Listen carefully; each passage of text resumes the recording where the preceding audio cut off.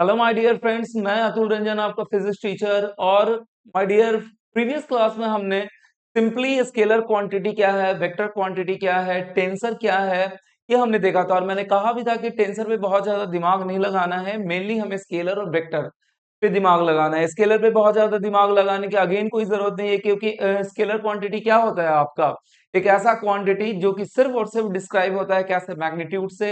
उसके डायरेक्शन से हमें कोई मतलब, अगर डायरेक्शन है भी तो उसके डायरेक्शन से हमें मतलब नहीं है।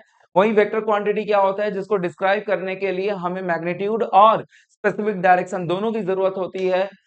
उसे वेक्टर क्वांटिटी कहते हैं। और माय डियर, मैंने कहा था कि vector quantity vector algebra follow करता है, जो हम इस क्लास में स्टार्ट करेंगे सीखना। और जो हमारा स्केलर क्वांटिटी होता है सिंपल अलजेब्रा फॉलो करता है, इसीलिए स्केलर क्वांटिटी के लिए बहुत ज्यादा दिमाग नहीं लगाना है। हमें जो बेसिकली दिमाग लगाना है वेक्टर क्वांटिटी के लिए लगाना है। ठीक है। उसके बाद हमने देखा था कि वेक्टर का रिप्रेजेंटेशन कैसा होता है, मैथमेटिकल रिप्रेजेंटेशन कहते हैं कैसे होता है, पिक्टोरियल रिप्रेजेंटेशन कैसे होता है। एग्जांपल्स देखे थे हमने। और बिना समय गंवाए आज हम लोग स्टार्ट करेंगे types of vector, then after we will see the vector addition. Okay. तो टाइप्स ऑफ वेक्टर में सबसे पहला हम लोग स्टार्ट करते हैं पैरेलल वेक्टर। सबसे पहला स्टार्ट करते हैं हम लोग सबसे पहला स्टार्ट करते हैं parallel vector. Parallel vectors parallel vectors क्या होते हैं माय डियर, थोड़ा देखिएगा ध्यान से। ठीक है। If this is the first one, parallel vectors क्या होता है, थोड़ा सा समझिए चीजों को कि वेक्टर क्या होता है। वेक्टर को एक एरो से डिनोट करते हैं, एक एरो से डिनोट करते हैं। This is called as the tail of the vector. क्या कहते हैं? पूंछ, टेल ऑफ वेक्टर। और इस एरो को क्या कहते हैं? हेड ऑफ द वेक्टर कहते हैं, हेड ऑफ वेक्टर कहते हैं। लेंथ इसका क्या बताता है?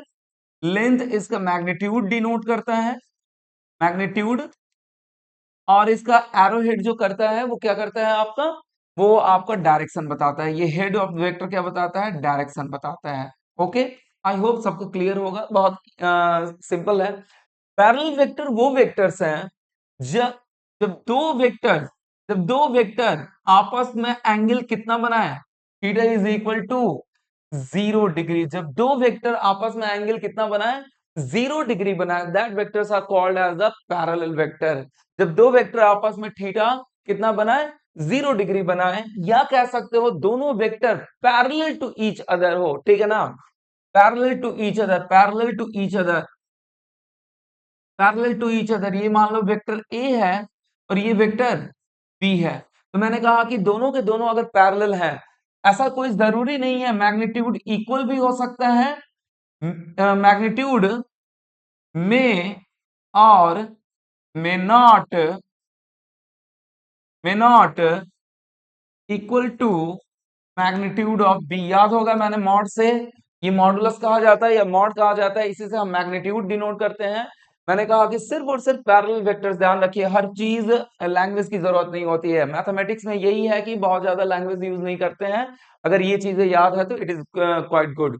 मैंने कहा पैरेलल वेक्टर्स क्या होता है, जब दो वेक्टर आपस में क्या हो, parallel to each other. Parallel to each other का मतलब दोनों का सेम डायरेक्शन हो, both having the same direction, both having the same direction, both vector having the same, both having same direction, same direction.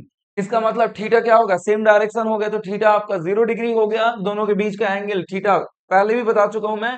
Parallel lines के बीच का angle कितना होता है? 0 डिग्री होता है। तो दोनों वेक्टर अगर सेम डायरेक्शन में है तो इनका एंगल कितना हो जाएगा? 0 डिग्री हो जाएगा।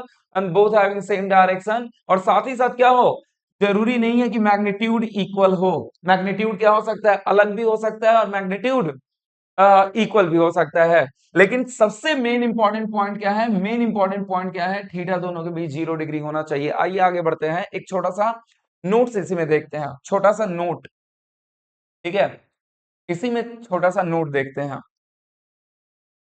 एक छोटा सा note. If a scalar quantity if a scalar quantity is multiplied scalar quantity का मतलब सिंपल, अभी फिलहाल में आप लोगों के लिए, चूंकि आप लोग बिगिनर्स हो, आप लोगों के लिए स्केलर क्वांटिटी के लिए मैं यहाँ पे न्यूमेरिकल वैल्यू लिख सकता हूँ, न्यूमेरिकल वैल्यू, ठीक है ना। If scalar if a scalar quantity is multiplied with any vector, if a scalar quantity is multiplied with any vector, then only its only only its magnitude only its magnitude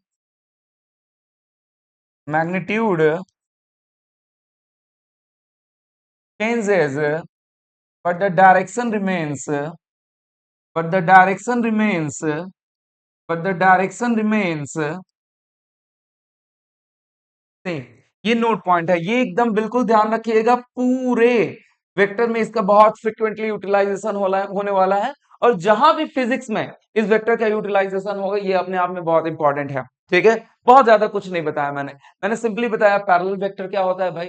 तो अगर कोई दो vector, दो से अधिक भी हो सकते हैं, अगर कोई दो वेक्टर आपस में उनके बीच का एंगल क्या हो, थीटा इज इक्वल टू 0 हो, थीटा इज इक्वल टू 0 मैंने जब स्ट्रेट लाइन पढ़ा रहा था वहां पे भी बताया था कि दो लाइन अगर पैरेलल हो तो उनके बीच का एंगल क्या होता है, 0 डिग्री होता है। यानी कि दोनों वेक्टर अगर पैरेलल हो, या कह सकते हो same direction, both vectors having the same direction, तब इसे कहते हैं पैरेलल वेक्टर, ठीक है ना। और साथ ही साथ क्या कह सकते हो, ए का मैग्नीट्यूड जरूरी नहीं है कि बी के बराबर ही हो, it is not necessarily that magnitude of A is equal to B. थोड़ा लैंग्वेज आपको अलग भी लग सकता है, लेकिन इसे भी आप लिख सकते हो, ए मे और may not, the magnitude of A may और may not B equal to B, ठीक है ना। या ऐसा भी लिख सकते हो, it is not necessarily the magnitude of A is equal to magnitude of B, ये भी लिख सकते हो कि कोई ऐसा जरूरी नहीं है कि magnitude of A magnitude of B के बराबर हो। यहाँ पे मैंने एक नोट में पॉइंट करके एग्जांपल दूंगा, डोंट वरी, नोट में पॉइंट करके लिखवाया कि अगर किसी भी वेक्टर में अगर आप एक स्केलर क्वांटिटी से, या और कन्वीनियंस के लिए कह लो, स्केलर क्वांटिटी जनरल डिफिनेशन है, या फिर कह लो कि किसी न्यूमेरिकल वैल्यू से अगर मल्टीप्लाई करते हो तो उसके मैग्नीट्यूड में चेंजेस आएगा, सिर्फ उसके उसके डायरेक्शन में चेंजेस नहीं आएगा, उसके डायरेक्शन में चेंजेस नहीं आएगा। मेरे हिसाब से इतना क्लियर होगा। आइए समझाता हूं मैं इस चीज के बारे में। सपोज टू बी ए है हमारा, this is the A vector, और ए वेक्टर का मैग्नीट्यूड मैंने मान लिया कितना है, ए वेक्टर का मैग्नीट्यूड मैंने मान लिया 5 यूनिट है। अब यूनिट कुछ भी हो सकता है माय डियर, अगर ये ए वेलोसिटी है तो मीटर पर सेकंड हो जाएगा, अगर ये ए क्या है, डिस्टेंस डिस्प्लेसमेंट है तो 5 मीटर हो जाएगा, अगर ये सॉरी अगर ये ए एक फोर्स है तो 5 न्यूटन हो जाएगा, ठीक है। तो यूनिट अपने अकॉर्डिंग चेंज हो जाएगा, कोई दिक्कत नहीं है, यूनिट 5 यूनिट मैंने लिख दिया यहाँ पे। अगर इस ए में मैंने क्या किया, 5a से मल्टीप्लाई कर दिया, क्या कर दिया, 5a से मल्टीप्लाई कर दिया, और इसका 5a से मल्टीप्लाई करने के बाद इसका नाम दे दिया मैंने b। तो क्या लिख सकते हैं, magnitude of b is equal to 5 into magnitude of a, यानी कि इसका जो मैग्नीट्यूड हो जाएगा 25 यूनिट हो जाएगा। कितना हो जाएगा, 25 यूनिट हो जाएगा। लेकिन what about the direction, direction दोनों का दोनों अभी भी सेम ही होगा, डायरेक्शन क्या होगा, अभी भी दोनों का सेम ही होगा, यानी कि थीटा क्या होगा, 0 डिग्री, ठीक है। अगर किसी भी वेक्टर में किसी एक स्केलर क्वांटिटी, या अपने कन्वीनियंट के लिए कह लो कोई एक न्यूमेरिकल क्वांटिटी मल्टीप्लाई कर देते हो, तो सिर्फ और सिर्फ उसके मैग्नीट्यूड में चेंजेस होंगे, उसके डायरेक्शन में किसी तरीके का चेंज होने वाला नहीं है। एकदम खोपड़ी में बिठा लेना, ठीक है ना, एकदम खोपड़ी में बिठा लेना, दिमाग में बिठा लेना, तभी हम आगे बढ़ पाएंगे इस पे, अदरवाइज बार बार बताने पे होता क्या है कि क्लास ब्रेक होता है। स्मूथली मूव करना, स्मूथली मूव करने पे मजा भी आता है, ठीक है। इसीलिए मैं यहाँ पे इस चीज को डिस्कस कर रहा हूं। तो पैरेलल वेक्टर यहाँ पे खत्म हुआ, ठीक है। चलिए आइए आगे बढ़ते हैं।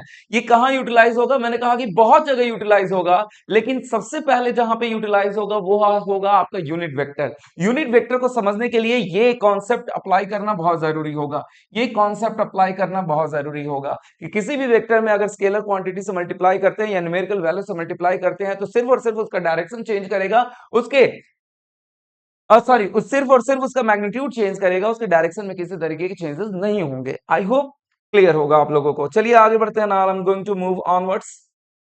अब क्या, इसके बाद इक्वल वेक्टर आता है। इक्वल वेक्टर, अब मेरे हिसाब से इसके बारे में तो समझ ही गए होंगे कि इक्वल वेक्टर क्या होता है भाई। इक्वल वेक्टर, तो मैंने कहा कि इक्वल वेक्टर दो ऐसे वेक्टर, दो से अधिक भी हो सकता है, दो ऐसे वेक्टर जिनका थीटा 0 डिग्री हो, और साथ ही साथ अगर ये ए है और ये अगर बी है, तो दोनों का मैग्नीट्यूड भी क्या हो, दोनों का मैग्नीट्यूड भी दोनों का मैग्नीट्यूड भी हो, that one is called as the equal vector. में क्या हो जाएगा, पैरेलल भी हो, साथ ही साथ मैग्नीट्यूड भी क्या हो, साथ ही साथ आपका मैग्नीट्यूड भी सेम हो, that one is called as the equal vectors. मेरे हिसाब से क्लियर होगा। मैंने कहा कि मैथमेटिक्स का कोई लैंग्वेज नहीं होता है, मैथमेटिक्स का अपना ही लैंग्वेज चलता है, तो यहाँ पे लैंग्वेज लिखने वाला नहीं हूं मैं। ठीक है, आइए आगे बढ़ते हैं हम।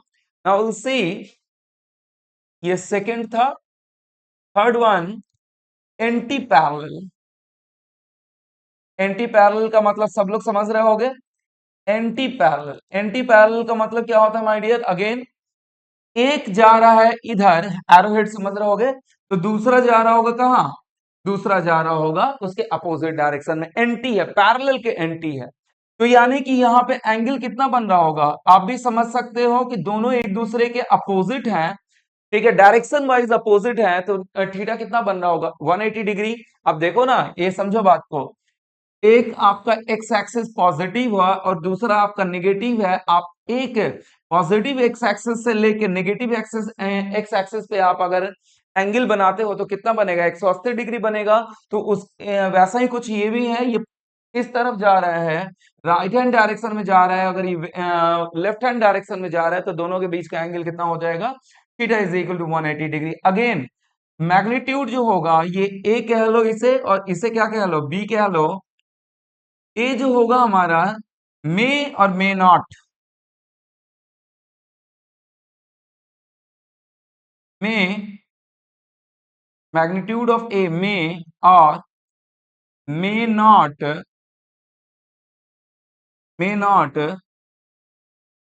B equal to magnitude of B.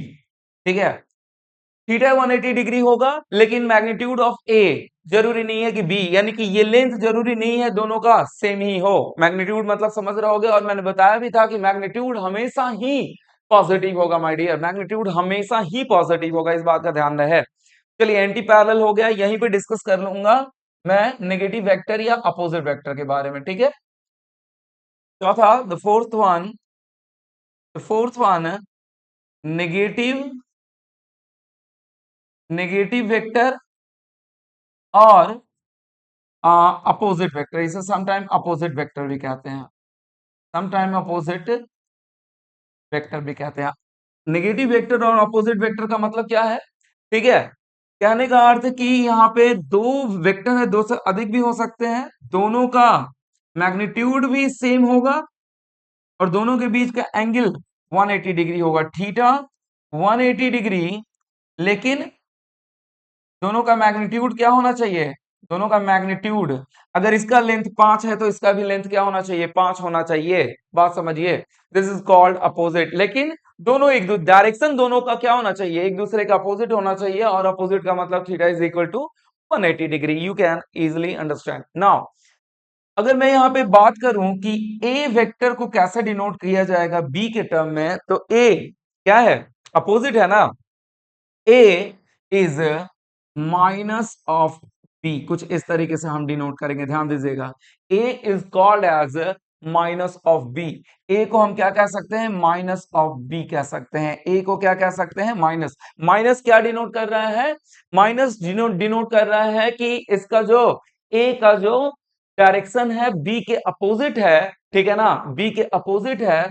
और व्हाट हैपन एग्जैक्टली, और इक्वलिटी साइन इसलिए आ रहा है कि दोनों का मैग्नीट्यूड क्या है, इक्वल है।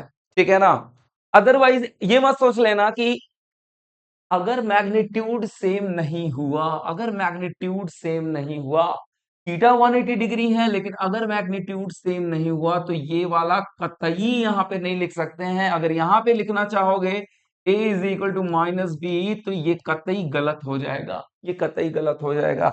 यहाँ पे ये बिल्कुल सही है, ठीक है, तो ये बात ध्यान रखिएगा, ठीक है ना। यहाँ पे ये गलत हो जाएगा, यहाँ पे सर्टेन क्वांटिटी बी में मल्टीप्लाई होगा, सर्टेन क्वांटिटी बी में मल्टीप्लाई होगा। मान लो कि मैंने कहा कि कितना है, ए का मैग्नीट्यूड, यहाँ पे मैं आप लोगों को समझाने के लिए लिख दे रहा हूं कि ए का मैग्नीट्यूड सपोज टू बी 3 है और बी का मैग्नीट्यूड कितना है, बी का मैग्नीट्यूड 3 है।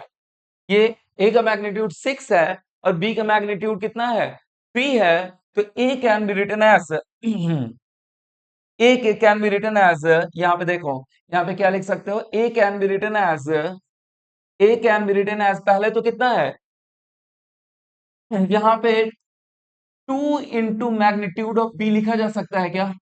सबसे पहले तो देखो मैग्नीट्यूड को इक्वलाइज करना होगा, तो यहाँ पे बी 3 है और ये 6 है, तो 2 इंटू बी का मैग्नीट्यूड लिखा जा सकता है क्या। तो यहाँ पे क्या कर दूंगा मैं, डायरेक्शन अपोजिट है तो एक माइनस साइन आ जाएगा और ट्वाइस इंटू क्या हो जाएगा आपका, ट्वाइस इंटू बी हो जाएगा। This one is the answer, ठीक है। तो ये बात ध्यान में है, ये तभी लिखा जा सकता है जब क्या हो, नेगेटिव वेक्टर या अपोजिट वेक्टर हो, जिसमें क्या हो, मैग्नीट्यूड भी बराबर हो और थीटा 180 डिग्री है।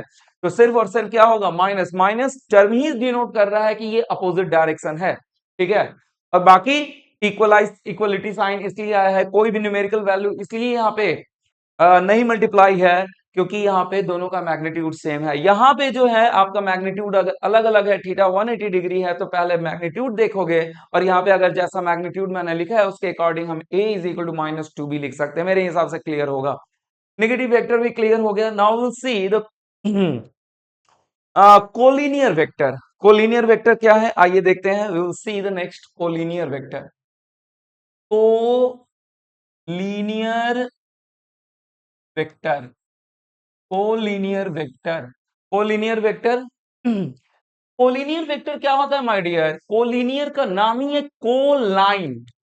सारे के सारे वेक्टर अगर एक लाइन में हो, सारे के सारे जितने भी वेक्टर हो, अगर एक वेक्टर हो, दो वेक्टर हो, तीन वेक्टर हो, चार वेक्टर हो, जितने भी वेक्टर हैं ए बी सी डी, अगर सारे के सारे वेक्टर क्या है, एक लाइन में है, that one is called as a collinear.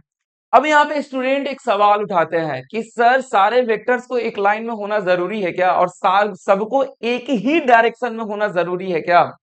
तो यहाँ पे ये तो सिंपल मैंने डिफिनेशन दिया, कोलिनियर का मतलब if all vectors are in a same line then that one is called as the collinear vector. लेकिन इसका एक, ठीक है, इसका एक और भी सब्स्टिट्यूट हो सकता है कि कोलिनियर का मतलब ये हो सकता है कि थीटा 0 डिग्री ना, कोलिनियर का मतलब थीटा 0 डिग्री, कोलिनियर का मतलब एक लाइन पे होने का मतलब थीटा 0 डिग्री। लेकिन एक चीज और ध्यान दीजिए, एक लाइन पे होने का मतलब ये नहीं कह रहा है कि सेम डायरेक्शन में हो।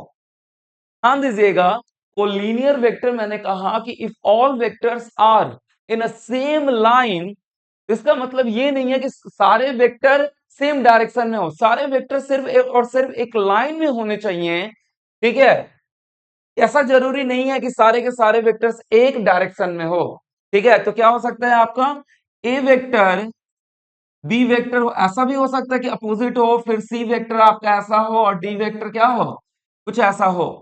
तो इनके बीच क्या हो सकता है आपका, इनके बीच आपका इनके बीच आपका थीटा इज इक्वल टू, इनके बीच अगर theta is equal to 180 degree है, ये भी क्या कहलाएंगे, कोलिनियर ही कहलाएंगे, ठीक है ना।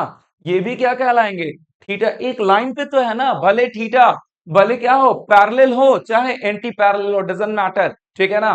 तो ये भी आपका कोलिनियर, ये भी आपका कोलिनियर, बस कॉन्सेप्ट ये है कि एक लाइन पे होने चाहिए। एक और चीज समझिएगा माय डियर फ्रेंड, कि अगर अगर दो वेक्टर पैरेलल हो या एंटी पैरेलल हो, दो वेक्टर अगर पैरेलल हो, दो वेक्टर अगर पैरेलल हो, चाहे उनका मैग्नीट्यूड इक्वल हो या ना हो, या दो वेक्टर, और यहां पे लिख दे रहा हूं, दो वेक्टर एंटी पैरेलल हो, चाहे उनका मैग्नीट्यूड सेम हो या ना हो, दो या दो से अधिक भी हो सकता है, ऐसा कुछ नहीं है, पैरेलल होना चाहिए या एंटी पैरेलल होना चाहिए।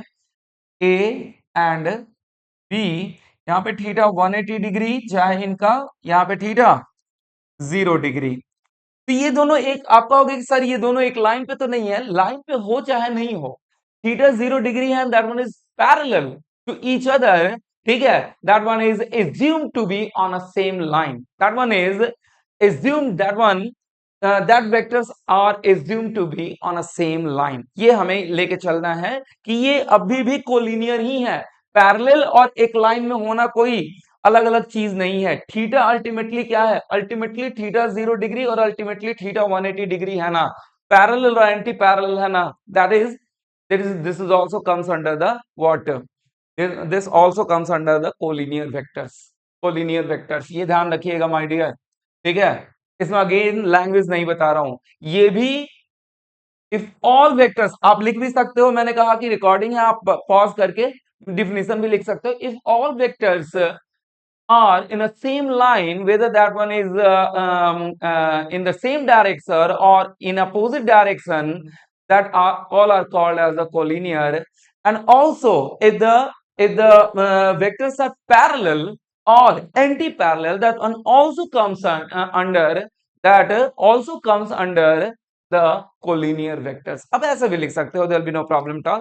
तो आगे चलते हैं, कोलिनियर वेक्टर मेरे हिसाब से समझ में आ गया। अब आते हैं कोप्लेनर वेक्टर। कोप्लेनर नाम ही है, कोप्लेनर, कोप्लेनर, प्लेन मतलब समझाया था मैंने, जिसको रिप्रेजेंट करने के लिए 2 एक्सेस चाहिए होता है। Planar, plane is 2D system, plane is 2D system, line is 1D system and volume is 3D system. याद होगा आप लोगों को, ऑलरेडी कोऑर्डिनेट ज्योमेट्री मैंने बताया था, तो बता दिया था ये सारी चीजें। आइए देखते हैं, विल सी, ठीक है। यहाँ पे क्या देखेंगे हम लोग, कोप्लेनर। एक काम करते हैं, प्रीवियस पे ही जाते हैं और इसको ऊपर करके, कोप्लेनर, कोप्लेनर,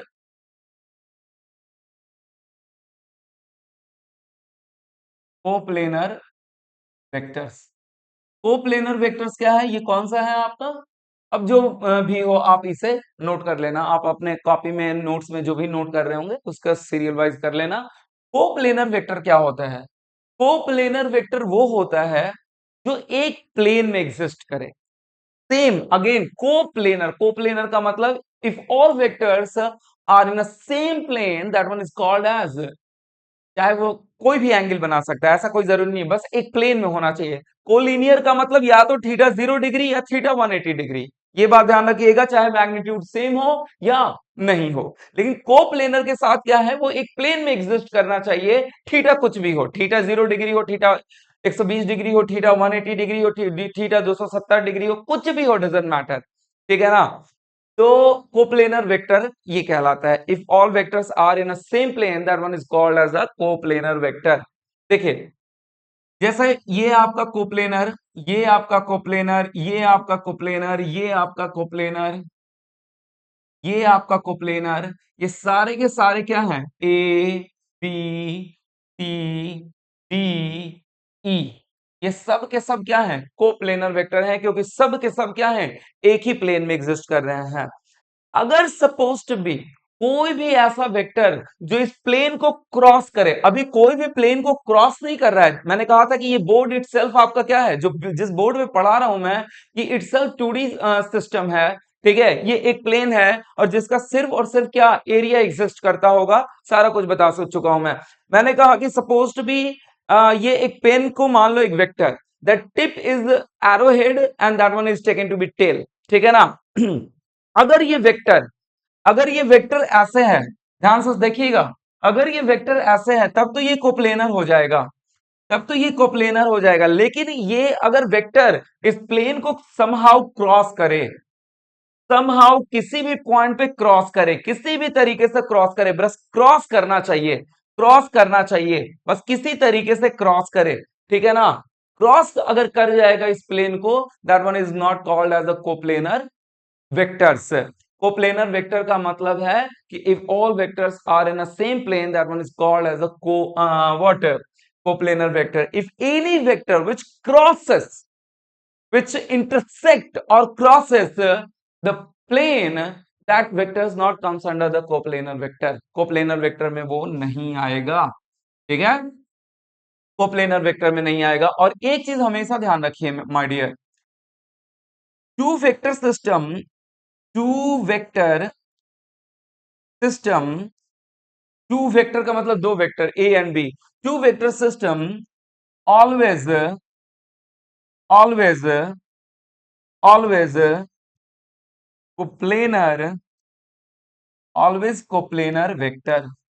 मैंने कहा कि टू वेक्टर सिस्टम, आप खुद करके देख लेना, रियलाइज करना, दो पेन लेना, दो पेन को किसी तरीके से ओरिएंट कर दो, किसी तरीके से ओरिएंट कर दो, तो पेन लेना आप अपना, ठीक है ना।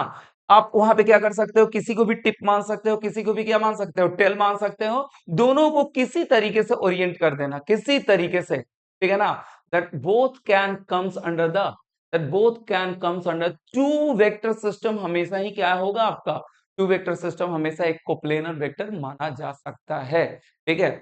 चलिए two vector system can always can be assume to be a coplanar system. तो हमेशा ध्यान रखिएगा, टू वेक्टर किसी तरीके से आप उसे ओरिएंट कर दो, उसे क्या माना जा सकता है, उसे कोप्लेनर वेक्टर माना जा सकता है, ठीक है। हमेशा याद रखिएगा, कोप्लेनर वेक्टर कभी भी, कोप्लेनर वेक्टर कभी भी प्लेन को इंटरसेक्ट नहीं करेगा, चाहे कुछ भी हो जाए, ठीक है। अगर दो वेक्टर लोगे इस तरीके से, तो इसे प्लेन मान लोगे। अब मेरे पास दूसरा पेन नहीं है यहाँ पे एक्चुअली कि I can show you, 1 minute, this screw driver, try to understand. अगर इसे इस तरीके से मानोगे तो कौन सा प्लेन हो जाएगा, ये वाला प्लेन हो जाएगा, ठीक है। अगर इस तरीके से, इसे किसे मानो, इस तरीके से मानो, ठीक है ना, किसी भी सडन एंगल पे, तो ये वाला प्लेन हो जाएगा, ठीक है ना। तो two vector system always coplanar vector, इस बात का हमेशा ध्यान रखिएगा। चलिए, हमेशा एक प्लेन में एग्जिस्ट करेंगे टू वेक्टर सिस्टम। अगर ये यहां पे है और दूसरा कहो कि सर यहाँ पे अगर वेक्टर दे दिया मैंने, तो क्या हो जाएगा, यहाँ पे अगर आपने दूसरा वेक्टर दे दिया तो दूसरा प्लेन आप बना लो, कोई दिक्कत नहीं है, ठीक है। चलिए आगे बढ़ते हैं हम लोग। नाउ सी द नेक्स्ट, यहाँ पे है आपका को इनिशियल वेक्टर, को इनिशियल, को इनिशियल वेक्टर, को इनिशियल वेक्टर का क्या मतलब है, if all, if all vector starts from the same point, if all vectors start from same points point, then that system is called as, then that system is called as co-initial vectors, co-initial vectors, co-initial vectors, ठीक है। चलिए आगे बढ़ते हैं। को initial vector कहने का अर्थ ये है कि सबका, या फिर एक तरीका और है, अच्छा डिफाइन कर दूंगा मैं, सारे के सारे वेक्टर एक ही पॉइंट से ओरिजिनेट होते हो, that one is called as the A B C, सबके सब एक ही पॉइंट से ओरिजिनेट होते हो, that one is called as the coinitial vector. मैंने कहा थोड़ा ध्यान दीजिएगा माय डियर, कि अगर मैं यहाँ पे बात करूं कि सपोज टू बी, यहाँ पे एक और डिफिनीशन इसका आ सकता है कि, और if tail of the all vector, tail of all vectors, tail of all vectors are at the same, are at the same point, then the system is called as, the system of vectors, system of vectors called as, called as what, co-initial, co-initial vectors. ये दोनों definition आप लिख लो। Tell का मैंने कहा कि सारे vectors के टेल अगर एक ही पॉइंट पे आए हैं, एक ही पॉइंट पे आए तो that one is called as the coinitial vector. सबका टेल कहां पे, एक ही पॉइंट पे आ रहा है ना, इसलिए इसे को इनिशियल वेक्टर कहते हैं। This one is the coinitial vector. अब आगे बढ़ते हैं, last one, last but not the list, आगे एक और बताऊंगा यूनिट वेक्टर, नल, अच्छा नल वेक्टर तो यहीं पे डिस्कस करके काम खत्म करूंगा मैं, ठीक है ना। आगे बताऊंगा यूनिट वेक्टर, यूनिट वेक्टर के बाद बताऊंगा बेस वेक्टर, ठीक है ना, बेस यूनिट वेक्टर्स, तो ये भी आएगा, लेकिन अभी यहाँ पे वो दोनों चीजें नहीं बताऊंगा, ठीक है। तो यहाँ पे बस इसके बाद हम लोग देखेंगे what concurrent vector and then after null vector, सिर्फ दो और देखना है, then after will move to the what position vector.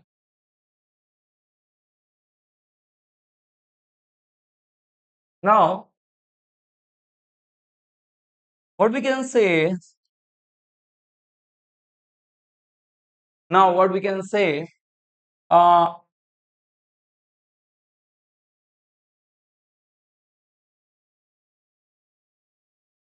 uh, concurrent concurrent vectors. Concurrent vectors क्या होता है? देखिए कॉन्करेंट लाइंस भी होता है, ऐसा नहीं है, कॉन्करेंट लाइंस भी होता है, कॉन्करेंट कॉन्करेंट लाइंस भी होता है। अगर सारे लाइन जितने भी लाइन है, अगर एक ही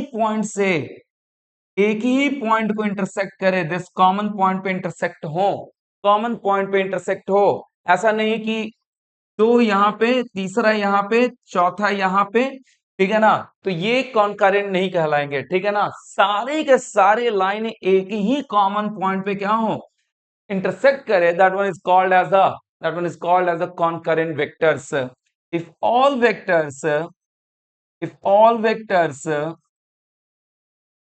are ऐसा समझिए, if line of action, अब line of action यहाँ पे समझाऊंगा, if line of action, यहाँ पे लाइन ऑफ एक्शन एक नया वर्ड आ रहा है, जानबूझ के मैं यहाँ पे लिख रहा हूं ताकि आप इस लाइन ऑफ एक्शन के बारे में भी जान जाओ, क्योंकि फोर्स जब पढ़ेंगे हम लोग, न्यूटन्स लॉ ऑफ मोशन पढ़ेंगे, तो वहां पे लाइन ऑफ एक्शन की काफी बातें होती हैं, line of action of forces. If line of action of of all vectors intersect at same point same point same point called as what, called as called as concurrent concurrent vectors concurrent vectors। अब line of action क्या होता है ये थोड़ा समझा जाए, ठीक है ना। जैसे एक वेक्टर ड्रॉ किया हमने, जब एक वेक्टर ड्रॉ किया, तो इसका जो इसके इस लाइन को आगे कुछ इस तरीके से भी बढ़ाया जा सकता है, और इसके लाइन को पीछे की तरफ भी बढ़ाया जा सकता है। ये एक लाइन है, इस लाइन को क्या किया जा सकता है, आगे की तरफ भी बढ़ाया जा सकता है और पीछे की तरफ भी बढ़ाया जा सकता है। It can be assumed like a straight line, it can be assumed to be a straight line. तो इसके इसे इसे ही, इस डॉटेड लाइन को ही क्या कहते हैं, लाइन ऑफ एक्शन कहते हैं। लाइन ऑफ मतलब इसी लाइन पे ये वेक्टर का एक्शन है। मतलब कहने का अर्थ है, एक स्ट्रेट लाइन मैंने ड्रॉ कर दिया, और मैंने क्या किया, एक वेक्टर ड्रॉ कर दिया, इसके इस पे एक वेक्टर ड्रॉ कर दिया, तो क्या कहोगे, इस वेक्टर का जो लाइन ऑफ एक्शन है इस पर्टिकुलर लाइन पे है, दिस इज कॉल्ड, ये जो रेड कलर का है, ये जो रेड कलर का है, it is called line of action of that A vector, क्योंकि ये जो वेक्टर का एक्शन है इसी लाइन पे एग्जिस्ट कर रहा है। मेरे हिसाब से समझ में आना चाहिए बात। मैंने कहा कि एक सिंपली एक लाइन ड्रॉ कर दिया, और इस लाइन पे क्या कर दिया मैंने, एक वेक्टर ड्रॉ कर दिया, तो इसका मतलब व्हाट वी कैन से, इस वेक्टर का जो एक्शन है इस लाइन पे है, that's why we can say this line is called as the line of action of this particular vector. मेरे हिसाब से समझ में आ गया होगा। तो इसे ही, इस डॉटेड लाइन को आगे बढ़ाया या पीछे बढ़ाया, इसी लाइन को क्या कहते हैं, line of action of the vector, line of action line of action of vector। मेरे हिसाब से क्लियर हो गया होगा माय डियर।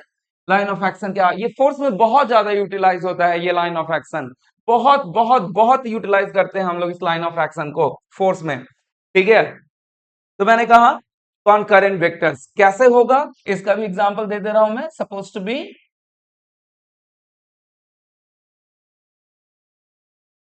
देखिए सपोज टू बी ये है आपका, ये है आपका, ये है आपका वेक्टर इतना ही दूर है, लेकिन अगर इसका लाइन ऑफ एक्शन बढ़ाओगे, इसका लाइन ऑफ एक्शन बढ़ाओगे और इसका लाइन ऑफ एक्शन बढ़ाओगे तो तीनों के तीनों क्या होंगे, एक कॉमन पॉइंट पे जाके मिलेंगे। This all are called as this system A B C, this system is called as a concurrent system, concurrent, concurrent vector system. ठीक है, मेरे हिसाब से पर्याप्त जानकारी आप लोगों को हो गई होगी। This one is called as the concurrent. इसके लाइन ऑफ एक्शन को बढ़ाएं, इसके लाइन ऑफ एक्शन को बढ़ाएं, इसके लाइन ऑफ एक्शन को बढ़ाएं। मैं समझ रहा हूं कि एक चीज आपके मन में आ रहा होगा, क्योंकि ऑब्वियस कहीं ना कहीं मैंने पहले भी कहा है कि हम स्टूडेंट के साइकोलॉजी को कहीं ना कहीं पहचानते हैं। किसी ना किसी स्टूडेंट के मन में आ ही रहा होगा कि सर जो ये आपने कोइनिशियल वेक्टर बताया है, ये भी तो कहीं ना कहीं क्या है, कॉन्करेंट सिस्टम ही है। बिल्कुल माय डियर, ये भी कोइनिशियल वेक्टर ही भी कहीं ना कहीं क्या है आपका, कोइनिशियल वेक्टर भी कहीं ना कहीं कॉन्करेंट सिस्टम ही है, क्योंकि कम से कम एक पॉइंट पे कट तो कर रहा है यार। तीनों का तीनों टेल एक ही पॉइंट से हो रहा है, चाहे तीनों के तीनों ओरिजिनेट एक ही जगह से हो रहा है। This is also comes under the, ये आपका coinitial vector is also the part of that what, concurrent system. I hope सबको क्लियर होगा, ठीक है ना। जितने भी कोइनिशियल हैं वेक्टर्स हैं, सबके सब कॉन्करेंट सिस्टम कहलाएंगे, ये बात ध्यान रखिएगा। लेकिन इसका वाइस वर्सा ट्रू नहीं है, सारे के सारे कॉन्करेंट सिस्टम कोइनिशियल वेक्टर नहीं कहलाएंगे, क्योंकि आपका यहाँ पे क्या हो रहा है, ये आपका कॉन्करेंट सिस्टम है, लेकिन इसके सारे लाइन ऑफ एक्शन कहीं ना कहीं मिल रहे हैं, इसके सारे लाइन ऑफ एक्शन कहीं ना कहीं मिल रहे हैं, that's why it is not called as the coinitial vectors. ठीक है, तो मेरे हिसाब से इतना ज्ञान पर्याप्त होगा आप लोगों के लिए। Next we will see what null vector और जीरो वेक्टर। ठीक है, नल वेक्टर और zero vector, null vector, null vector और जीरो वेक्टर, नल वेक्टर और जीरो वेक्टर। ठीक है, नल वेक्टर और जीरो वेक्टर क्या है माय डियर, देखिए vector which having magnitude, which having magnitude, which having magnitude is zero. बस बात खत्म। जैसे मान लो कि कोई ए है, ए है, इसका क्या है आपका मैग्नीट्यूड जीरो है, that is called as the null vector. अब कहोगे तो नल वेक्टर का मतलब क्या है यार, नल वेक्टर का मतलब क्या है। अब नल वेक्टर का रिप्रेजेंट करने का तरीका यही है, अच्छा रिप्रेजेंटेशन का तरीका बता दूंगा मैं, टेंशन मत लो। ठीक है, नल वेक्टर कब आता है, जब दो, जब दो सेम वेक्टर को सब्सट्रैक्ट करते हैं, जब दो सेम वेक्टर को सब्सट्रैक्ट करते हैं, ठीक है, तो इसका जो रिजल्टेंट आता है, जो फाइनल रिजल्ट आता है, जब दो सेम वेक्टर को हम क्या करते हैं, इक्वल वेक्टर को जब हम क्या करते हैं, सब्सट्रैक्ट करते हैं, तो हमारा क्या आएगा, नल वेक्टर मिलता है हमें। ठीक है ना, यानी कि उसका मैग्नीट्यूड क्या हो जाएगा, हमारा जीरो हो जाएगा। ठीक है ना, जो हमारा रिजल्ट मिलता है वो जीरो मिलता है। ठीक है, यानी कि उसका इम्पैक्ट कुछ नहीं है। कुल मिला के कहने का अर्थ ये है कि उसका इम्पैक्ट बॉडी पे, जिस बॉडी पे जो वेक्टर लग रहा होगा उस बॉडी पे उसका कोई खास इंपैक्ट नहीं है, दैट्स व्हाई नल का मतलब यही हुआ।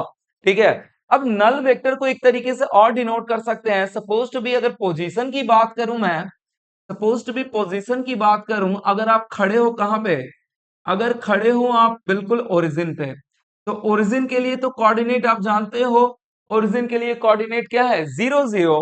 तो इसका पोजीशन जब आप दोगे कि इसका पोजीशन सपोज टू बी मैं आर से डिनोट कर रहा हूं, ठीक है ना, आर से पोजीशन दोगे तो क्या दोगे, zero in X direction, zero in X direction and zero in Y direction, दोनों में जीरो जीरो है। जीरो इन एक्स डायरेक्शन जब पोजीशन दोगे इसका तो क्या दोगे, zero in X direction and zero in Y direction दोगे।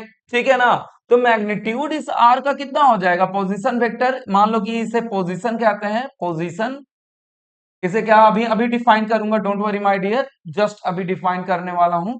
पोजीशन वेक्टर दोगे तो इसका मैग्नीट्यूड क्या होगा, इट्सल्फ जीरो ही होगा ना, बोलो फटाफट। तो कहीं ना कहीं नल वेक्टर को डिफाइन आप ऐसे भी कर सकते हो कि when the position of a point or position of a particle at the origin, that one is also called as what, that one is also called as null vector। मेरे हिसाब से नल वेक्टर के बारे में, null vector बहुत ज्यादा कोई important, मतलब ये समझना है कि नल वेक्टर क्या है, दो सेम बट अपोजिट, दो इक्वल मैग्नीट्यूड के वेक्टर बट अपोजिट, उनका इंपैक्ट बहुत ज्यादा कुछ नहीं होता है, कहने का अर्थ ये है, ठीक है ना।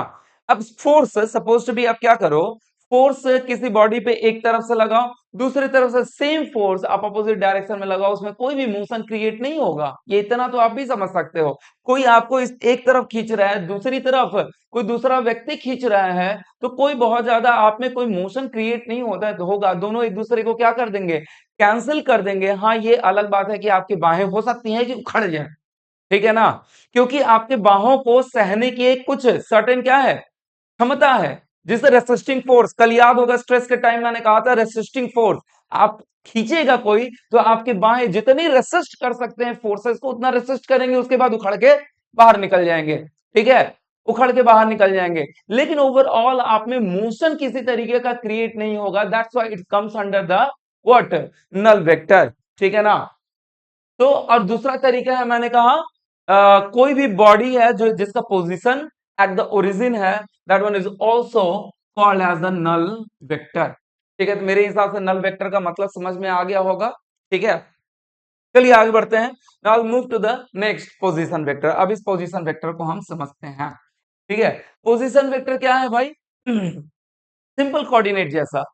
Position vector polar coordinate system में ऑलरेडी डिस्कस कर चुका हूं। पोजीशन वेक्टर क्या है, सिंपली एक ऐसा वेक्टर जो किसी भी पॉइंट के पोजीशन को डिनोट करे, दैट वन इज ठीक है ना, किसी भी पॉइंट का पोजीशन डिनोट करे with respect to a certain reference point. तो रेफरेंस पॉइंट तो हम तो कहा, जब से कोऑर्डिनेट, जब से ट्रिगोनोमेट्री पढ़े हैं, तब से हम जानते हैं कि रेफरेंस पॉइंट हमारा ओरिजिन है, ठीक है। तो यहाँ पे पोजीशन वेक्टर मैं डिफाइन करता हूं आइडिया। चलिए आगे बढ़ते हैं हम लोग, यहीं पे डिफाइन कर दे रहा हूं ज्यादा दूर जाने के, ठीक है।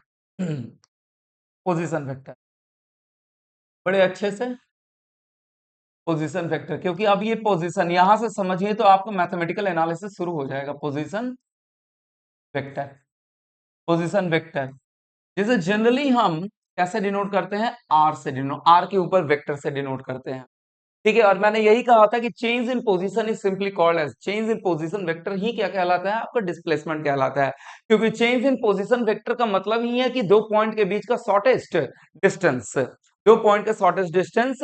ऑलरेडी कोऑर्डिनेट में थोड़ा बहुत हम लोग इस चीज की जानकारी ले चुके हैं, ठीक है। तो पोजीशन वेक्टर क्या है, it is a vector which gives the gives the information about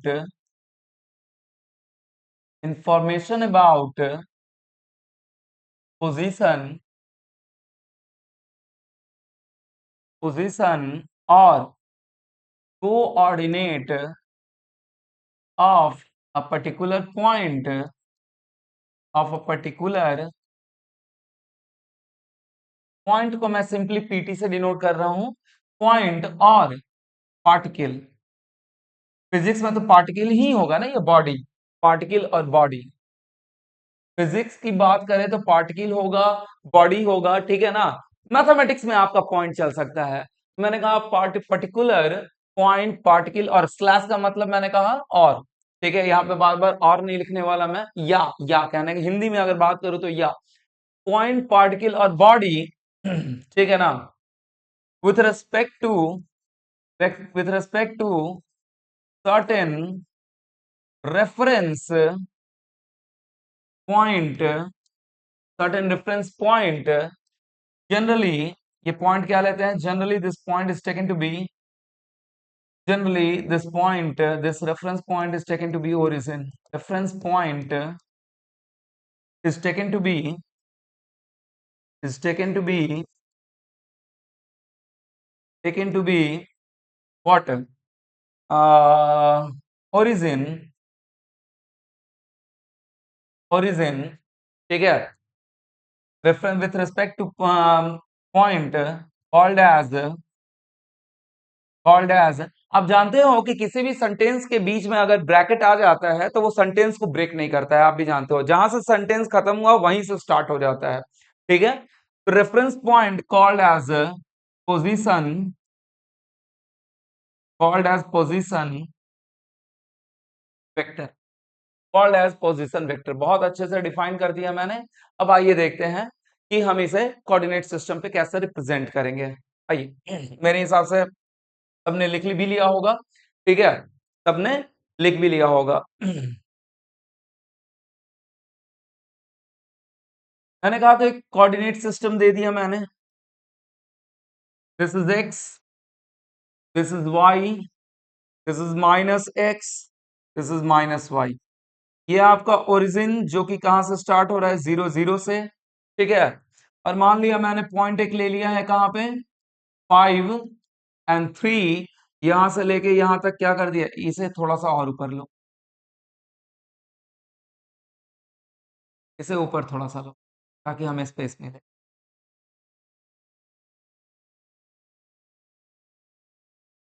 एक पॉइंट सिंपली पी दे दे रहा हूं, कोऑर्डिनेट की जरूरत नहीं है, ठीक है ना। 0 0 से पॉइंट P1, अब इतना तो आप लोग समझ ही चुके हो। पॉइंट P1 या इस पॉइंट P1 को नाम दे दे रहा हूं मैं ए, ठीक है, ए पॉइंट नाम दे दे रहा हूं अपने कन्वीनियंस के लिए, ओ, और ओरिजिन का नाम दे दे रहा हूं ओ ए। और बस आपको यहाँ पे क्या करना होगा, एक वेक्टर का साइन दे देना होना होगा कि आपका ये डायरेक्शन है, ये डायरेक्शन मैंने ले लिया यहाँ पे क्या, थीटा, थीटा, थीटा ले लिया मैंने, ठीक है, ये डायरेक्शन मैंने क्या ले लिया, थीटा। तो ये क्या लिखोगे, पोजीशन ऑफ, यहाँ पे पोजीशन ओए को क्या लिखोगे, ओए को लिखेंगे हम लोग ओ ए। ओ ए तो एक वेक्टर क्वांटिटी है ना, ओ ए पोजिशन वेक्टर है हमारा। ओ ए को लिखेंगे, it is position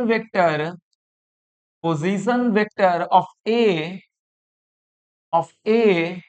with respect to O, क्योंकि ओ से चला और ए पे पहुंचा, ओ से चला ए पे पहुंचा, जहां से चलेगा या जहां पे रेफरेंस पॉइंट लोगे, ठीक है ना। देखिए इस ओ को कहते हैं रेफरेंस पॉइंट, ठीक है ना, रेफरेंस पॉइंट। आगे चल के हम लोग एक और चीज पढ़ेंगे, reference frame. Don't worry, vector के बाद जब रेस्ट एंड मोशन में आएंगे तो सबसे पहले मैं आपको रेफरेंस फ्रेम ही समझाऊंगा, उसी के बाद ही रेस्ट एंड मोशन स्टार्ट करूंगा मैं आपका, ठीक है ना।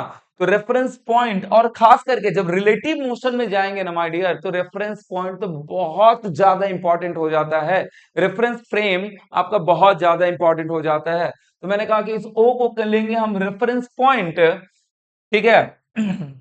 तो इस रेफरेंस पॉइंट पे आपका ये जो भी आपने रेफरेंस पॉइंट लिया, उस रेफरेंस पॉइंट से चलोगे और ए पे पहुंचोगे, ठीक है। तो रेफरेंस पॉइंट पे हमेशा टेल होगा, टेल ऑफ द वेक्टर, और ए कहां पे, हेड कहां पे होगा, टुवर्ड्स द पोजीशन, जिस पोजीशन पे आपको पहुंचना है, ठीक है। Head is always towards the position where we have to reach, ठीक है ना। Arrowhead is always towards the position where we have to reach, and tail of the vector, ये आप नोट कर सकते हो my dear, tail of the vector is always at the reference point the it is the point from we start to move, it is the point from we start to move, ठीक है, ऐसे आप कर सकते हो। चलिए, तो मैंने कहा कि ए है, एक दूसरा पोजीशन ले लिया माय डियर, एक दूसरा पोजीशन ले लिया मैंने, एक दूसरा पोजीशन पी ले लिया, ठीक है। कुछ भी पॉइंट हो सकता है, कुछ भी कोऑर्डिनेट हो सकता है इसका, इसका मैंने एक वेक्टर साइन दे दिया, इसका मैंने एक वेक्टर साइन दे दिया, और ये जो एक्स एक्सिस से एंगल बना रहा है, दैट एंगल इज अल्फा। क्योंकि मैंने कहा था भाई, वेक्टर बिना डायरेक्शन का सिर्फ मैग्नीट्यूड से काम चलने वाला नहीं है, एक पर्टिकुलर पोजीशन पे पहुंचना है तो मैग्नीट्यूड भी चाहिए और स्पेसिफिक डायरेक्शन भी चाहिए, और स्पेसिफिक डायरेक्शन आपका एंगल डिनोट करता है, ठीक है ना, एंगल डिनोट करता है, generally taken from the X axis, generally, ठीक है, most of the most cases में taken from the X axis, ठीक है। वैसे वाई एक्सिस से भी ले सकते हो, लेकिन बहुत अपने कन्वीनियंस के लिए most of the most cases में हम एक्स एक्सिस से ही लेते हैं, ठीक है। तो ये ओबी क्या कहलाएगा? ओबी हमारा ओबी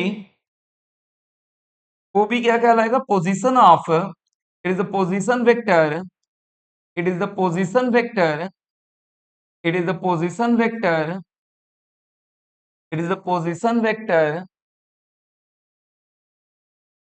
of B with respect to with respect to reference point O. ठीक है, तो आप देख सकते हो बी पे जाना है आपको, ओ से चलना है, तो ओ पे हमारा टेल है, बी पे क्या है हमारा? बी पे हमारा एरो हेड है। ठीक है, अब अपने कन्वीनियंस के लिए इसे डिनोट करते हैं आर वन भी दे सकते हो, इसे आर क्या दे सकते हो? आर टू भी दे सकते हो। ठीक है, आर वन एंड इसे देख सकते हो आर टू। अब इसे एक छोटा सा, और इतना बड़ा बार बार लिखने की जरूरत ना हो माय डियर, इतना कुछ बड़ा बार बार लिखने की जरूरत ना हो, तो इसे एक छोटा सा क्या देते हैं हम नाम, और भी देते हैं। तो इसी वेक्टर, जो वेक्टर का रिप्रेजेंटेशन है, इसी में सब कुछ मेंशन कर देते हैं। इसे लिखते हैं R1 को क्या लिखते हैं, यहां पे मैं लिख दे रहा हूं, इस R1 को क्या लिखते हैं, नेमिंग कर देते हैं इसी में, ताकि उस नेमिंग के कारण ये समझ में आ जाए कि it is the position of vector of A with respect to A. इतना बड़ा लैंग्वेज उस नेमिंग में छिपा होगा। तो ये लिखते हैं हम R1 को, ऐसे भी लिख सकते हैं, R position vector of A with respect to O. Subscript, computer का जमाना है, सबस्क्रिप्ट ऑफ सुपरस्क्रिप्ट आप जानते हो, जो ऊपर लिखा जाता है, जैसे 2 to the power 2, तो ये सुपरस्क्रिप्ट कहलाता है। जैसे आपका फर्स्ट लिखते हो, फर्स्ट देते हो, तो एस टी कहां पे आता है आपका? आपका सबस्क्रिप्ट में आता है। तो मेरे हिसाब से सबस्क्रिप्ट एंड सुपरस्क्रिप्ट आप जानते हो, कोई दिक्कत नहीं है। तो मैंने कहा कि आर ए ओ, इतना बड़ा लैंग्वेज इसी में छुपा हुआ है।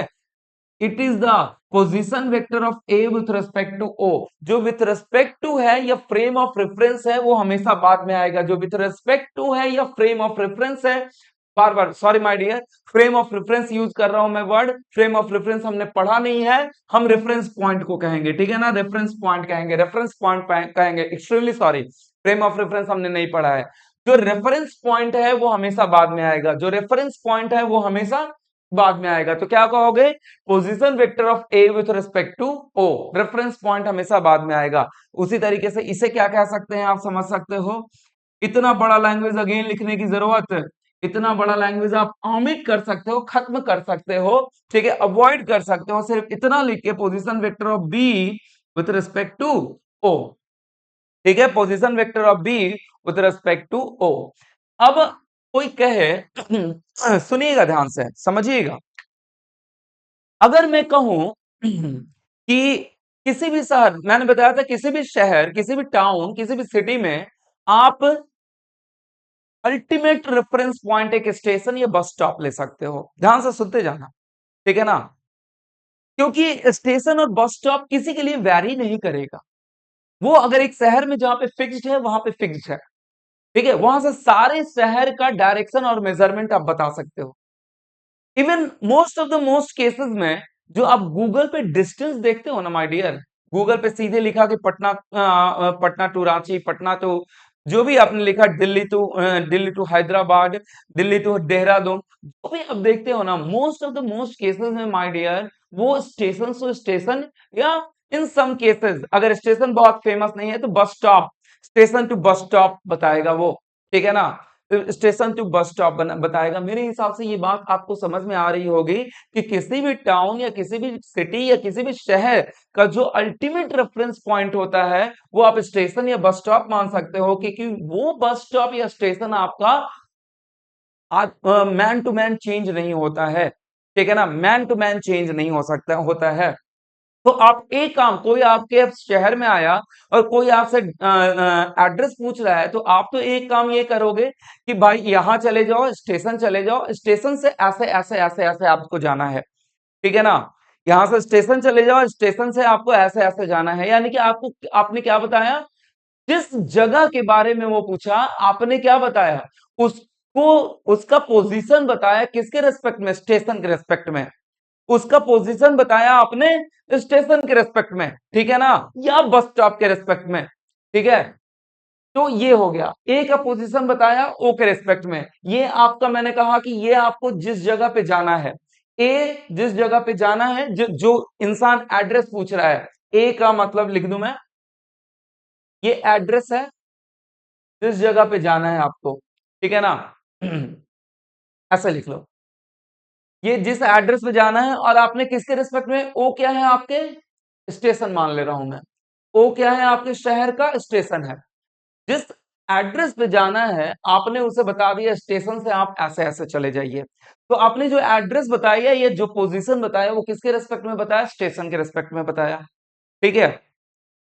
लेकिन एक आदमी ऐसे भी हो सकता है कि फिर वो स्टेशन जाएगा और फिर वहां से वहां जाएगा, तो आप सोचोगे क्यों ना मैं इसको अपने घर से ही बता दूं। अब ये जो घर है ना माय डियर, ये मैन टू मैन वैरी कर सकता है। स्टेशन और बस स्टॉप तो क्या है, फिक्स्ड है, that can be assumed to be ultimate reference point of a town or city, but your house or home vary according to man, person to person, ठीक है ना, पर्सन टू पर्सन। आप कभी search करते हो Google map पे एक my location, my location से ये दिल्ली कितना दूर है, माई लोकेशन से लखनऊ कितना दूर है, माई लोकेशन से हैदराबाद कितना दूर है, माई लोकेशन। और ये माई लोकेशन पर्सन पर्सन क्या हो सकता है माय डियर, वैरी कर सकता है, लेकिन अल्टीमेट रेफरेंस पॉइंट कहीं वैरी नहीं करता है, जो अल्टीमेट रेफरेंस पॉइंट आपका ओ है, ठीक है। गूगल मैप पे आप ये दबाते होगे, तो मैंने कहा कि सपोज टू बी, अब कहां इसे स्टेशन भेजू, मैं घर से ही इसको रास्ता बता दे रहा हूं बी तक जाने के लिए। तो ये बी हो गया सपोज टू बी आपका घर, ठीक है ना, ये क्या हो गया आपका होम, इसे घर का ही रास्ता बता दूं मैं, ठीक है।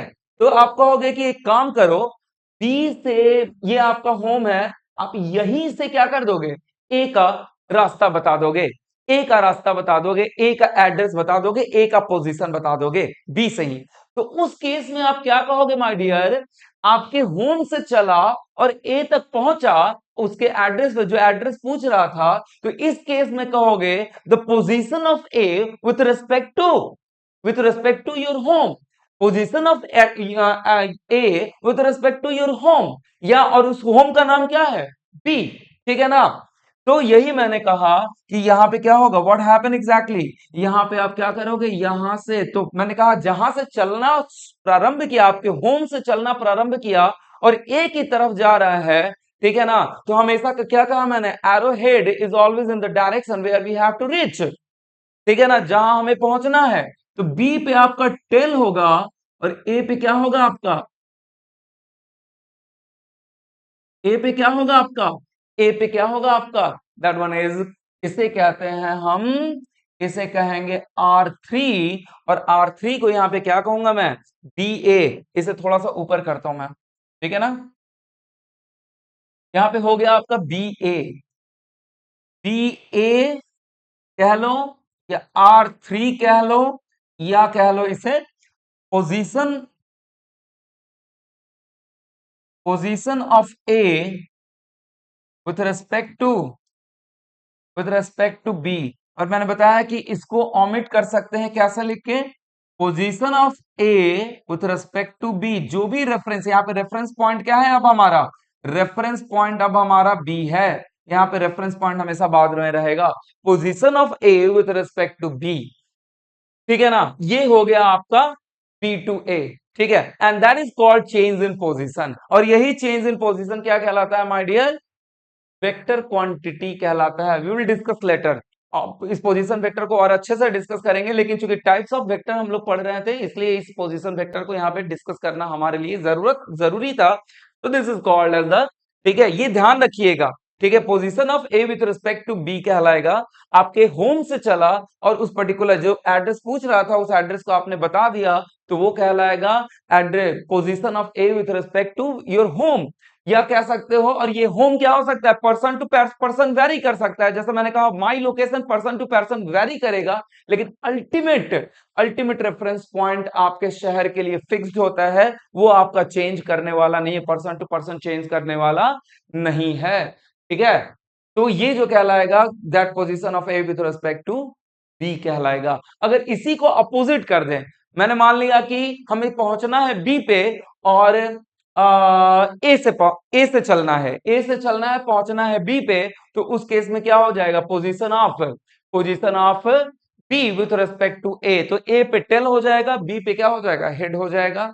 ठीक है, तो अगर मैं बात करूं तो यहाँ पे एक चीज लिख सकता हूं मैं, आर ए बी, ये क्या है, position of A with respect to B is simply, दोनों का मैग्नीट्यूड, डिस्टेंस तो सेम ही होगा ना, चाहे बी से ए जाए या ए से बी आए, डिस्टेंस सेम होगा, यानी कि दोनों का मैग्नीट्यूड सेम होगा, बस क्या हो जाएगा, डायरेक्शन चेंज कर जाएगा। तो R A B is equal to minus R B A लिख सकते हैं, और ये क्या है, आर बी ए का मतलब position of B with respect to A, and that one called as the negative vector और अपोजिट वेक्टर। मेरे हिसाब से माय डियर क्लियर हो गया होगा आप लोगों को कि नेगेटिव वेक्टर क्या है, अपोजिट वेक्टर क्या है, क्या नहीं है, सब कुछ क्लियर हो गया होगा। Position vector. अब आइए स्टार्ट करते हैं vector addition. Vector addition start करते हैं, चलिए now will move to the vector addition. Vector addition, अब यहाँ पे मैं vector addition actually next lecture में डिस्कशन करूंगा, बट यहाँ पे थोड़ा सा ग्लिम्स मैं आप लोगों को दे दूं। Vector addition never follow the simple algebra, ये सबसे पहले ध्यान दीजिए, never follow simple algebra, simple algebra, algebra. क्यों भाई, सिंपल अलजेब्रा यानी कि 2 + 2 इज इक्वल टू 4, और 2 × 2 is equal to 4, 2/2 is equal to 1, और 2 - 2 इज इक्वल टू 0, ये फॉलो नहीं करता है। ये पहली बात ध्यान देना है, सिंपल अलजेब्रा फॉलो नहीं करता है। क्यों? क्योंकि इसके साथ वेक्टर के साथ, because vector is associated with, vector is associated with magnitude as well as direction। Simple algebra क्या कर रहा है, सिर्फ मैग्नीट्यूड को ऐड कर रहा है, डायरेक्शन को कहां ऐड कर रहा है, डायरेक्शन भी तो उसमें ऐड होना चाहिए। इसलिए वेक्टर अलजेब्रा कभी भी सिंपल अलजेब्रा को फॉलो नहीं करता है, क्योंकि vector associated with the magnitude as well as the direction, अगर इसमें ऐड हो तो मैग्नीट्यूड के साथ ऐसा हमें कुछ मैथमेटिक्स लगाना पड़ेगा कि मैग्नीट्यूड के साथ डायरेक्शन भी हमारा क्या हो, एक्यूरेटली ऐड हो। ठीक है ना, तो that's why the vector algebra कुछ अलग ही नियम रखता है, कानून रखता है, इसका अलग ही रूल है। तो यहाँ पे हम लोग सबसे पहले देखेंगे वेक्टर एडिशन, उसके बाद वेक्टर सब्सट्रैक्शन भी देखेंगे और वेक्टर प्रोडक्ट भी देखेंगे। वेक्टर के केस में डिवीजन नहीं होता है माय डियर, ये एक बात क्लियर रखिएगा, वेक्टर के केस में डिवीजन नहीं होता है, बिकॉज मेरे हिसाब से क्लियर है। चलिए आइए इसका एक एग्जाम्पल समझाता हूं मैं, इसका एक एग्जाम्पल समझाता हूं। एक इंसान है, एक इंसान है जो चलना प्रारंभ करता है और सबसे पहले कहां जाता है, 5 मीटर ईस्ट डायरेक्शन में जाता है। 5 मीटर कहां जाता है, ईस्ट डायरेक्शन में जाता है। इसका मतलब मैं समझा दूंगा, पहले इसका वेक्टर एडिशन का रियलाइज करा रहा हूं कि ये क्यों नहीं सिंपल अलजेब्रा को फॉलो कर रहा है, क्योंकि इसमें magnitude as well as direction है। ठीक है, 5 मीटर ईस्ट में जाता है और क्या जाता है, फिर इसके बाद 10 मीटर, अब टेंशन मत लेना, आप क्या कर लेना और लंबा कर लेना, मेरे पास स्पेस नहीं है। आप कहोगे कि सर 5 मीटर और 10 मीटर तो दोनों सेम ही आपने किया है लगभग, चलो हटा दो रहा हूं मैं, नहीं तो आप कंफ्यूज कर जाओ। ठीक है, 5 मीटर को और छोटा कर दे, 5 मीटर को और छोटा कर दे रहा हूँ, 5 मीटर को और छोटा कर दे रहा हूँ। ठीक है, ठीक है, 5 मीटर को छोटा कर दिया मैं। स्केलिंग अपने हाथ में है, ठीक है ना, स्केलिंग अपने हाथ में तो कोई दिक्कत ही नहीं है। और क्या कर रहा है आपका 10 मीटर, 10 मीटर कहाँ जा रहा है, नॉर्थ डायरेक्शन में जा, ठीक है ना, नॉर्थ डायरेक्शन में। ये इंसान कहां पहुंच गया, इस पोजीशन पे पहुंच गया। अब ये जो भी पोजीशन होगा, अगर कोऑर्डिनेट इस पॉइंट को क्या मान लो, 0 0 मान लो, 0 0 मान लो, तो ये पोजीशन कहां पे, एक्स में 5 चला और वाई में 10 चला, तो 5 10 पे पहुंच गया। मेरे हिसाब से क्लियर है आप लोगों को, ठीक है ना। अब दूसरा व्यक्ति ये पहुंच गया यहाँ पे, ये पहुंच गया ऑलरेडी यहाँ पे, ठीक है, ये ऑलरेडी पहुंच गया। अब दूसरा व्यक्ति कह रहा है कि अरे यार ये बताओ, मुझे 5 10 पे ही इसी पोजीशन पे पहुंचना है ना, इसी पोजीशन पे पहुंचना है, तो हमें अल्टीमेट रिजल्ट से मतलब है। अल्टीमेट रिजल्ट से मतलब है हम किसी भी तरीके से जाएं, हमें तो अल्टीमेट क्या है, रिजल्ट से मतलब है। पहले एक्स एक्सिस में जाए, पहले वाई एक्सिस में गए, 510 पे पहुंचे। तो दूसरा इंसान कहा कि अरे यार हमें अल्टीमेट रिजल्ट से मतलब है ना, हमें 510 पे पहुंचना है। ठीक है, तो एक शॉर्टेस्ट पाथ भी तो ले सकते हैं, एक शॉर्टेस्ट पाथ भी ले सकते हैं। वो क्या करेगा, यहां से डायरेक्टली डायगोनली यहां पे मूव करेगा। तो मैंने कहा कि ये एक्स एक्सिस में गया, वाई एक्सिस में गया, जो इसका परिणाम मिला, ठीक है ना, जो इसका परिणाम हुआ वो तो डायरेक्ट 0 0 से डायगोनली इस डायरेक्शन में भी चले गए। तो ये परिणाम तो क्या मिला, वही मिला ना, परिणाम क्या मिला, वही मिला। ये भी इंसान कहां पे पहुंच गया, 510 पे ही पहुंच गया। ठीक है, ये भी क्या हो गया, 510 पे ही पहुंच गया। तो ये जो लाइन है, इन दोनों का क्या कहला जाएगा, इन दोनों का रिजल्टेंट कहला जाएगा, परिणाम कहला जाएगा, अल्टीमेट रिजल्टेंट कहला जाएगा। ठीक है ना। तो ये जो लाइन है, मेरे हिसाब से समझ गए होगे कि आखिर मैग्नीट्यूड और डायरेक्शन है तो ये सिंपल अलजेब्रा क्यों नहीं फॉलो कर रहा है। इसीलिए मैं ये समझा रहा हूं, समझाने के लिए कि हमें एक ऐसा रूल निकालना होगा जो क्या करे, डायरेक्शन और मैग्नीट्यूड दोनों को जोड़े। एक ऐसा रूल हमें निकालना होगा, और वेक्टर एडिशन प्रीवियसली साइंटिस्ट और मैथमेटिशियन ये रूल दे चुके हैं, हमें सिर्फ पढ़ना है, टेंशन मत लीजिए। तो एक एग्जांपल दिया मैंने, एक इंसान 5 मीटर ईस्ट गया, 10 मीटर नॉर्थ गया, और सपोज टू बी एक ओरिजिन से गया, ओरिजिन से चला। ठीक है ना, जानबूझ के ओरिजिन ले रहा हूं ताकि आपको समझना इजी हो जाएगा। तो यहाँ का कोऑर्डिनेट क्या हो जाएगा, 510 हो जाएगा, 510 हो जाएगा। दूसरा व्यक्ति कहा, थोड़ा स्मार्ट है, अल्टीमेटली रिजल्ट क्या मिलना चाहिए, 510 ही मिलना चाहिए ना, मैं मूव किसी तरीके से करूं। ठीक है ना, अल्टीमेटली मुझे किस पोजीशन पे पहुंचना है, 510 पे पहुंचना है, मतलब 5x एक्सिस में और 10। वो क्या किया, यहां से सीधे डायगोनली मूव करना शुरू किया, और क्या पहुंच गया, कहा कि मेरे लिए भी सेम रिजल्ट मिल गया, काम खत्म। तो अल्टीमेटली इस 5 मीटर ईस्ट और 10 मीटर नॉर्थ का अल्टीमेट रिजल्टेंट क्या है, ये 510 है। और 510 को इस तरीके से भी पहुंचा जा सकता है। तो जो ये लाइन होगा, ये ब्लैक कलर का लाइन, बोल्ड लाइन देख रहे हो, ठीक लाइन देख रहे हो, that one is called as resultant, that one is called as the resultant, that one is called as the resultant. और यही क्या होगा, इन दोनों का रिजल्टेंट होगा।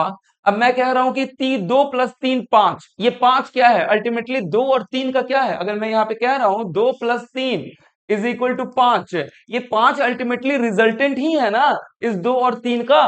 इस 2 और 3 के समेशन का 5 क्या है, अल्टीमेटली परिणाम ही है ना, रिजल्टेंट ही है ना। तो इसका मतलब अगर ये रिजल्टेंट, इसे आर से डिनोट करते हैं, कैसे, आर से डिनोट करते हैं,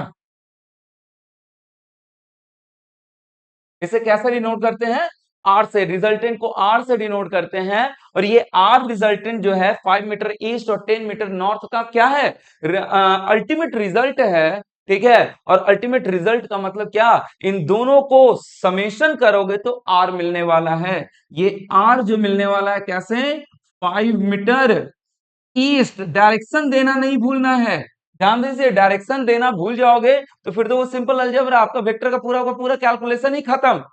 5 metre east plus 10 metre, 10 metre north, 10 metre north, 10 metre. अब अलग अलग डायरेक्शन है तो डायरेक्टली जुड़ नहीं सकता है, ये मत करना कि 15 हो गया।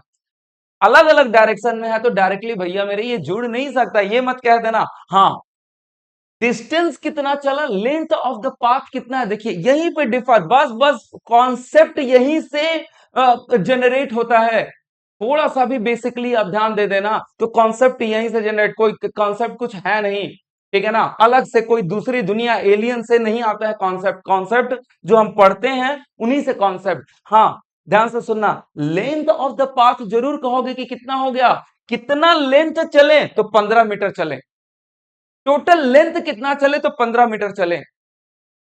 लेकिन अल्टीमेट रिजल्टेंट क्या हुआ, डिस्प्लेसमेंट के कितना हुआ, अल्टीमेटली डिस्प्लेसमेंट कितना हुआ, तो this one is the displacement. इन दोनों का वेक्टर रिजल्टेंट, इन दोनों का वेक्टर रिजल्टेंट आर। तो 5 मीटर ईस्ट और 10 मीटर नॉर्थ, अगर डायरेक्शन आपने ले लिया है तो इसे सिंपली समेशन नहीं कर सकते हैं, सिंपल समेशन, सिंपल अलजेब्रा नहीं लगा सकते हैं। 5 मीटर और 10 मीटर जोड़ के 15 मीटर नहीं कर सकते। 15 मीटर आपका क्या होगा, यहाँ पे लेंथ ऑफ द पाथ क्या कह दे रहा हूं मैं, लेंथ ऑफ द पाथ आपका, लेंथ ऑफ पाथ जिसे आप डिस्टेंस कहते हो, जिसे आप डिस्टेंस कहते हो, ये तो आपका स्केलर क्वांटिटी है, सिंपली ऐड हो जाएगा 15 मीटर। लेकिन व्हाट अबाउट द, ये जो रिजल्टेंट है ना माय डियर, यही कहलाता है डिस्प्लेसमेंट, और ये एक वेक्टर क्वांटिटी है, और यही फाइनल रिजल्ट है, आपका रिजल्टेंट है 5 मीटर ईस्ट 10 मीटर ईस्ट का। और जैसे ही यहाँ पे आपने क्या मेंशन किया, डायरेक्शन मेंशन किया, ये सिंपल एडिशन नहीं होगा, 5 मीटर और 10 मीटर का एडिशन नहीं होगा माय डियर, ये बात ध्यान रखिए। तो इसको कैसे ऐड करेंगे, तो आप समझ सकते हो कि ये इस डायगोनल का रिजल्ट क्या होगा, r इज इक्वल टू, इसका मैग्नीट्यूड क्या होगा, r is equal to, r is equal to root under, अरे पाइथागोरस रूल लगाओ, पाइथागोरस रूल लगाओ, 5 square plus 10 square that is root under 25, 25, 25 plus 100, 125, 125, ठीक है, दिस वन इज योर तो कितना हो जाएगा, 5√5 हो जाएगा, कितना हो जाएगा, 5√5 मीटर, 5√5 मीटर, 5√5 मीटर हो जाएगा, मेरे हिसाब से क्लियर होगा माय डियर, ठीक है ना, 5√5 हो जाएगा। तो रिजल्टेंट, अल्टीमेट रिजल्टेंट ये कितना हुआ, ultimate resultant, magnitude of resultant ये 5√5, और इसका डायरेक्शन, क्योंकि आर जब वेक्टर है, रिजल्टेंट दो वेक्टर को ऐड करेंगे हमेशा क्या मिलेगा, मैंने कहा था कि दो सेम ही चीज जुड़ सकता है, दो सेम ही चीज, हाथी प्लस घोड़ा, ठीक है ना, हाथी प्लस घोड़ा नहीं जुटेगा, हाथी प्लस हाथी ही होगा, या घोड़ा प्लस घोड़ा ही होगा, ठीक है ना। अगर आप कहोगे, एक चीज और मैं समझ सकता हूं, स्टूडेंट जनरली क्या कहते हैं कि सर 5 हाथी और 4 घोड़े ले लिए तो टोटल 9 एनिमल्स हो गए, समझिए बात को, तो एनिमल्स, आपने कहा 9 एनिमल्स, तो आपने दोनों को क्या किया, सेम कैटेगरी में लाया कि नहीं, फिर से समझिएगा, अगर 5 घोड़ा 5 हाथी या 4 घोड़ा 5 हाथी जोड़ते हो तो कोई कहता है, स्टूडेंट मुझसे क्लास में ये कहते हैं कि सर ये 9 एनिमल्स कहा जा सकता है ना, कि टोटल 9 एनिमल्स हैं, तो मैंने कहा कि माय डियर, अगर 9 एनिमल्स कहोगे तो हाथी और घोड़ा को सेम यूनिट में लाए कि नहीं, सेम यूनिट में लाए, और वो क्या कह दिए, हाथी को भी एनिमल कह दिए और घोड़ा को भी क्या कह दिए, एनिमल कह दिए, तब वो 9 एनिमल्स हुआ। लेकिन अगर दोनों अलग अलग यूनिट हाथी और घोड़ा होगा तो कभी वो ऐड नहीं हो पाएगा, या तो घोड़ा घोड़े के साथ ऐड होगा, या हाथी हाथी के साथ ऐड होगा, आदमी बंदर के साथ ऐड नहीं होगा, ट्राई टू अंडरस्टैंड, ठीक है ना, हाथी कभी भी इंसान कभी बंदर के साथ ऐड नहीं होगा, ठीक है ना। लिविंग एंटिटी की बात करोगे तो हाँ, हाथी इंसान और बंदर क्या हो जाएंगे, ऐड हो जाएंगे, तो दोनों को सेम यूनिट में लाए, इसका मतलब माय डियर दो वेक्टर अगर ऐड करोगे तो तीसरा भी वेक्टर ही मिलेगा, और वेक्टर मिलेगा तो मैग्नीट्यूड होगा, और क्या होगा, मैग्नीट्यूड होगा और डायरेक्शन होगा। तो मैग्नीट्यूड तो हमने फाइंड आउट कर लिया, ये एग्जांपल दे रहा हूं समझाने के लिए कि क्यों ये सिंपल अलजेब्रा फॉलो नहीं कर रहा है, मैथमेटिकल रूल तो अलग से पढ़ेंगे हम लोग, सिंपल ये थीटा हम निकाल लेंगे, डायरेक्शन कौन बताता है, थीटा ही बताता है ना, तो tan थीटा निकाल लेंगे, tan थीटा क्या हो जाएगा, 10/5, tan थीटा क्या हो जाएगा, तो डायरेक्शन भी हमारा मिल जाएगा, tan theta is equal to 10/5 that is 2, ठीक है, थीटा क्या हो जाएगा, tan इनवर्स, मैंने बताया था कि जिस एंगल के बारे में हमें बहुत ज्यादा पता ना हो उसे सिंपली इनवर्स फॉर्म में लिख सकते हैं, theta is equal to tan inverse 2, ये आपका डायरेक्शन हो गया, डायरेक्शन में मिल गया 5√5, क्या मिल गया, magnitude, this is the displacement, और you can say this is the resultant of 5 metre east and 10 metre north, इन दोनों का फाइनल रिजल्टेंट है, and this is called the vector, vector addition, vector addition, ठीक है। अगर कहीं लेंथ ऑफ द पाथ करोगे तब कोई टेंशन नहीं होगा, 5 + 10 कर देना, उसमें क्या आएगा, उसमें किसी तरीके का डायरेक्शन नहीं आएगा, सिर्फ कहोगे 15 मीटर, सिर्फ कहोगे 15 मीटर, किसी तरीके का डायरेक्शन आप लोग देख लो, मैंने नहीं लिखा है, लेकिन जैसे ही डायरेक्शन लिखे इसे सिंपली ऐड मत कर देना, इसे ऐड कैसे होगा, फिर ऐड होगा एक सर्टेन रूल से, और ये क्या पाइथागोरस रूल देगा, और पाइथागोरस रूल से आप क्या करोगे, फाइंड आउट करोगे। 5√5 मिल गया, tan थीटा मिल गया, थीटा tan इनवर्स 2 डायरेक्शन में मिल गया, काम खत्म। This one is your vector addition. Tomorrow we will discuss my dear, in the next class we will discuss the rule of the vector addition, कैसे होता है, क्या होता है, वी विल डिस्कस। ठीक है, देन आफ्टर उसके बाद वेक्टर सब्सट्रैक्शन डील करेंगे। ठीक है, आज के लिए बस इतना ही। Thank you, good bye.